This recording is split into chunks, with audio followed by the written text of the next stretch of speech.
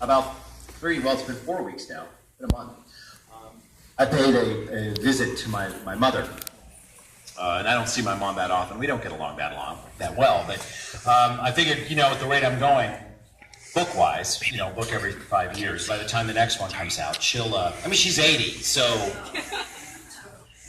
she'll be dead. So I thought, well, I should go out and I'll take her a copy of Everyday Cook. And so I went out, drove out, had to get directions because I didn't remember how to get to my mom's house.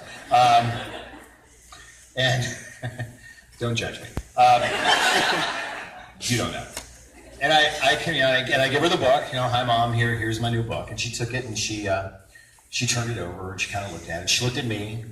She looked at the book. Looked back at me. She said, "Well, it's better than the last one." And I said, "Mom, how can you possibly know that? You haven't opened the book yet." She said, "Well, the last time you wrote a book, you only gained 15 pounds. So this is a good book.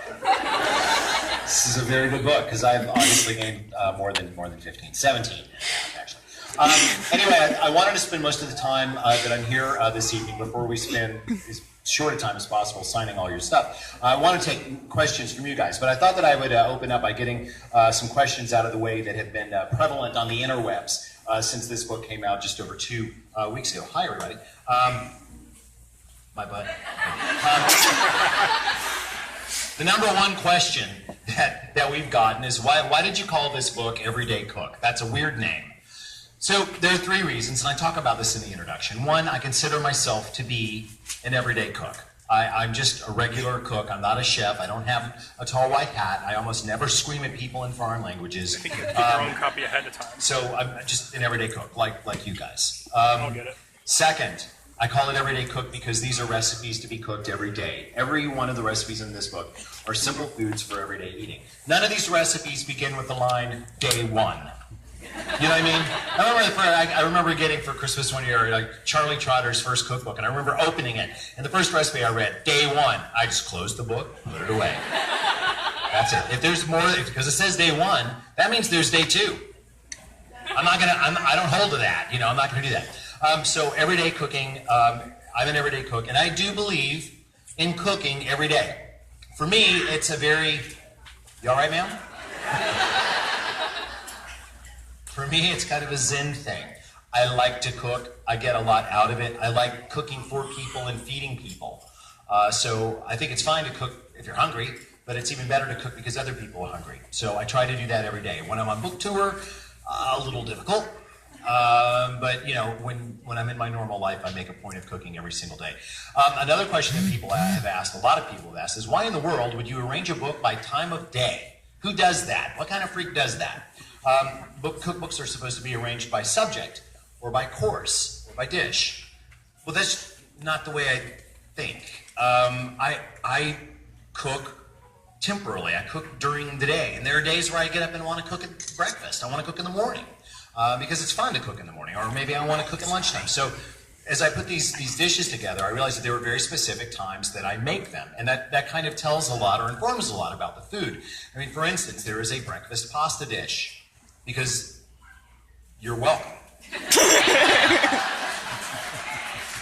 I mean, breakfast carbonara, I don't know why that hasn't been a thing for a long time, because if you're going to eat a lot of starch and fat, why not do that first thing in the day, get it out of the way, and work it out?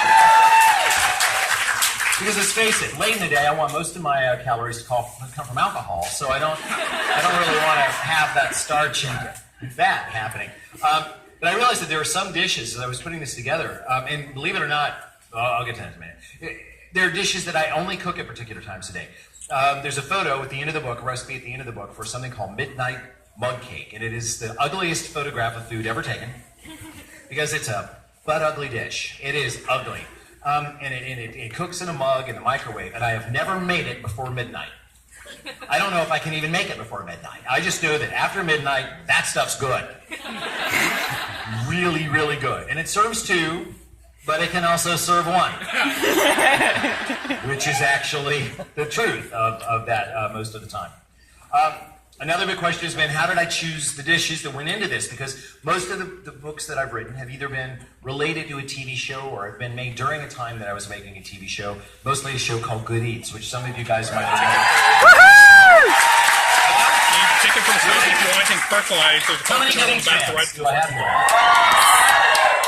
So like, Well, I have if you one wanted word to for you. personalize it. Sequel. Right on there. Yes!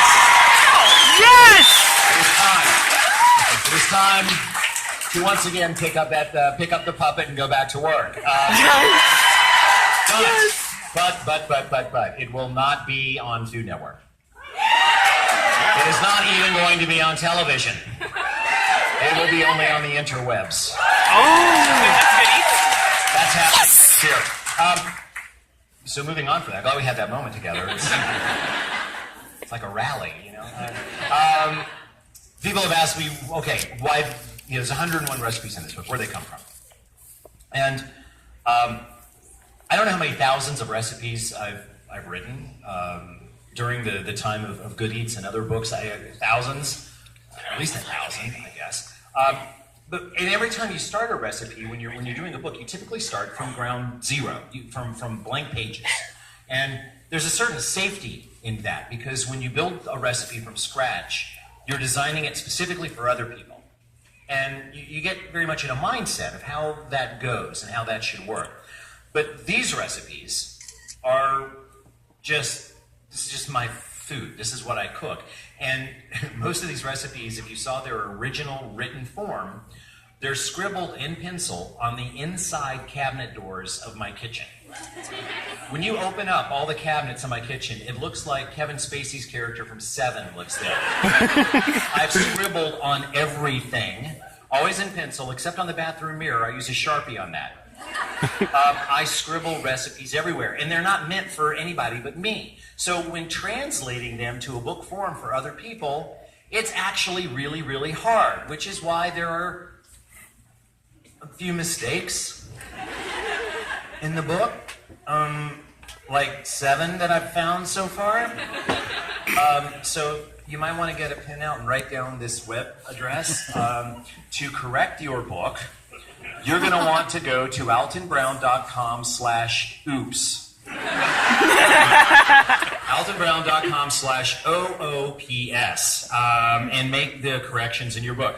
But look at it this way. Each one of the corrections, and some of them are very, very small, but I'm just picky about this stuff. All of these mistakes will be repaired in the next printing, which means you have a collector's item. Okay? So just wait for the next printing and then sell that sucker on eBay, because you got the original with the mistakes. And some of them are, like I said, very, very small. Some of them are more clarifications than mistakes, but still, I'm a very exact kind of guy, and I want you guys to have all the information. So make sure you do that. Another really big question, probably the biggest question of all that I've gotten about the book is, why in the world would you photograph all the food with an iPhone? Indeed, all the food photographs in this book were taken with an iPhone 6s Plus, and every one of them from directly overhead. Why would I do that? Well, it's not to be gimmicky. It's not to, lock in the Instagram generation. And it sure as heck wasn't because it's easy, because it isn't. It's actually really, really hard. But what I wanted to do is I wanted to concentrate on putting all the creativity of the photographs. This is the first book I've ever done. It's my 8th book. Never photographed food for a book before. So I really wanted to put all the creativity in front of the camera. When you've got every photographic tool at your disposal, you spend a lot of time futzing around with lenses and angles and all of that. I was like, look, we're going to get rid of that. We're going to have one angle directly overhead, and we're going to use basically the Kodak Instamatic of our generation, the simplest camera that we all have, which is our phone. And because of that, I was able to really concentrate on what was going on in the frame and to make these kind of graphic still lifes, which I'm very, very proud of. The lady who was up here talking, Sarah, step out. You can come on, Sarah. Come on. Sarah DeHere took all the photographs in the book, and I think deserves some applause. She's a great Instagram photographer, and that's actually how I got into her work and how she ended up photographing the book. So you should follow her. But what using the iPhone allowed us to do is to really concentrate on being, I guess, more honest about my food. going on in the frame, and especially some of the service pieces I use and plates I use in my day-to-day life, which are, I didn't think they were unusual until we shot the book, and I'm like, okay, most people don't plate chips and salsa on a 1974 Mercury hubcap. I don't know why, because if it's clean, I don't have a problem with it. I plate saltines in a Kodak slide carousel. Half of you don't know what that is. 2/3 of you don't know what that is. The breakfast carbonara in the front of the book is plated in a Vietnam-era Army mess kit. Why? Because that's what I serve it in. And my silverware is in the book. I use plastic forks and things because that's what I've got, and that's what I use. So that's why we decided to do that in the book, because the photographs are essentially a self-portrait of me and food, I guess. Which means that if you don't like the book, I guess you don't like me.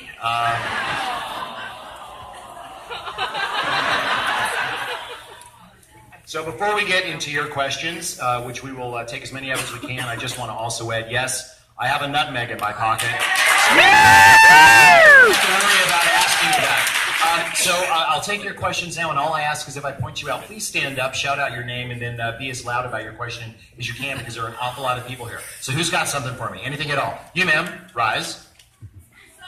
What is your name? You've already broken my rule. All right. What's your question, ma'am?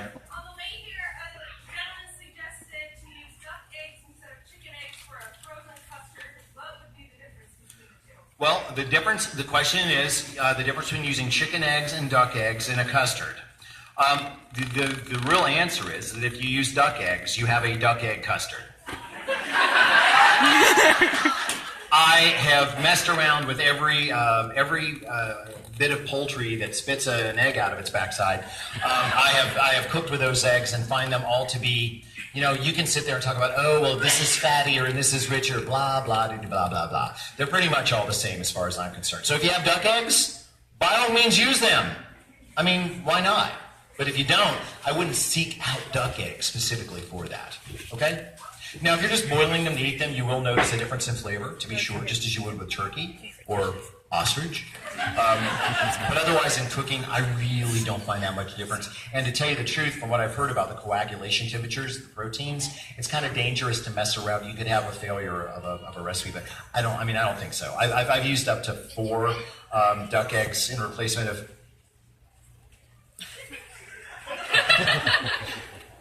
No, doesn't matter. Yes, ma'am. Hi. What are the favorite recipes that you cook on a regular basis? Well, I cook. What are my absolute favorites in the book? Well, they're all precious snowflakes. But I do have maybe 20 that are kind of like in heavy rotation. The breakfast carbonara is in heavy rotation. Kind of overnight oats are in heavy rotation. The amaranth wafers are I'm addicted to. I used to really not amaranth, another one of those ancient grains, blah, blah, blah. And then I started making these cookies, and it's like, oh crap, I can't stop. So those are really awesome. Chicken Parmesan meatballs, just lay me down and stick them in. I don't even need to chew. I can just eat that stuff up. Every single cocktail that's in the book is a regular. The chess pie is ridiculous. The sesame noodles I ate a lot of, and the fish sticks and custard for the cookies. I don't always make the custard, but the fish sticks rock. So I'm trying to think if there's any other that's super high up on my list. The banana oatmeal bread I make on a weekly basis. It's the best banana bread I've ever had, and it's made primarily with oats. So that's pretty cool. Anybody else? How about you, ma'am? I have 1.5 questions. Okay. I have a question to follow up the nutmeg in your pocket. Are you also happy to see it? I am happy to see you, but that is just a nutmeg in my pocket. And it's way up here, so that's weird. What's your favorite recipe that starts with no, trust me, this is actually good? Do I have a favorite recipe that starts with no, trust me, this is actually good? In my own book? Oh, in general. Who's providing clarification?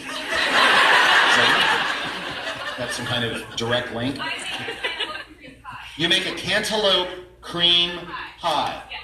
And whenever I tell people about it, I'm like, no, trust me, this is seriously good.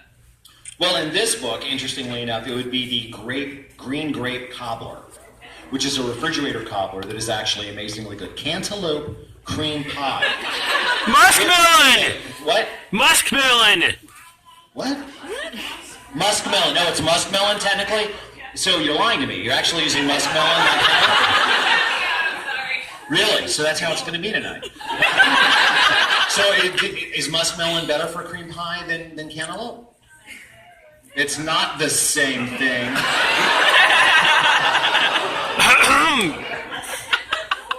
You lied to me! Just run out of books.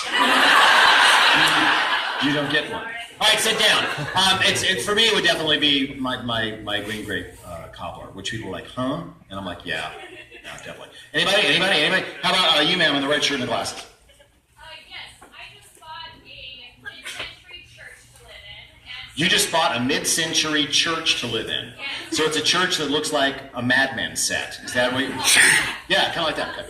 it has No no kitchen. So kitchen. I can put in my dream kitchen. What's your advice for someone designing their dream kitchen? What are the essentials? Marry money.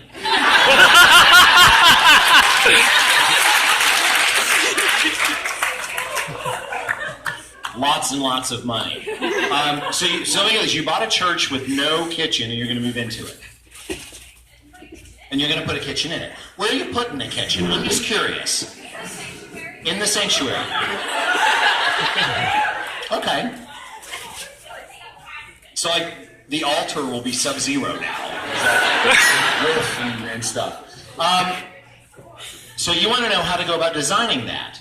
Well, yeah, do you have any tips or like essentials, must-have? Yes. You mean essential devices? There is no other thing you need besides money. How much is the designers tell you that you need?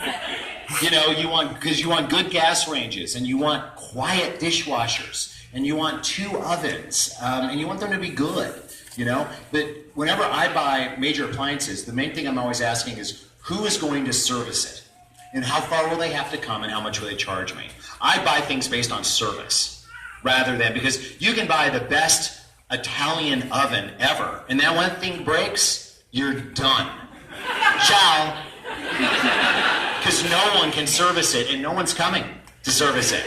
You know, so base it on that. I do that with everything. I buy cars based on how far away the service center is. I'm like hardcore about that. And then, as I had said before, what was the thing I said? Money. Yeah, marry money. You're already married though, aren't you? So, did you marry money? He's working on it. Is he here tonight? He's not here tonight? Look, Gotta make the money somehow. you're still young. There's still hope. How about you, sir, with the glasses? Hi, Michael. My favorite Beatles album or song. I grew up in a radio station. My parents owned a radio station when I was a kid, and I will never, ever, ever, ever forget the day that my dad came home and brought me his promotional copy of Sgt. Pepper's Lonely Hearts Club Band. And he gave it to me, and I disappeared into my room for like 6 months. And that was life-changing. Well, it's not so much, maybe not my favorite now. That would probably go to Revolver, maybe the mono edition. But for life-changing, I got to go with Sgt. Pepper. That was totally unculinary. How about you, child? You. Hi. Hi, Lillian.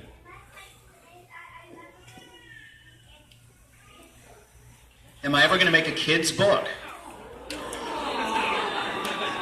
Ooh. Let's be clear, we're not talking about a book in which one cooks children, which could be called a kid's cooking book, but a book for kids to learn how to cook. Is that what we're talking about, Lillian? Okay. That would be my next book. Yeah, it's in process. It's happening, Lillian. The dream is becoming real. Yes, I am currently working on a cookbook for kids, not a kid's cookbook. Are we good? All right, sit down. Cool. You made trouble, so I'm going to wait on you. My name's Jasmine. What would you suggest for a gluten-free gravy thickener? A gluten-free gravy thickener. Can I ask what are your gluten issues in particular? My son's intolerant. Your son's intolerant. And Okay. it will be a punishment next week. And soy and dairy and what else? And egg and peanut. My life is hard. The struggle is real. Luckily, cornstarch makes a pretty good thickener. Also, just blending vegetables and things into it is pretty smart as well. Is that your husband? This is my husband. That's your husband? What you doing with your phone, big guy? Recording it for posterity. Really?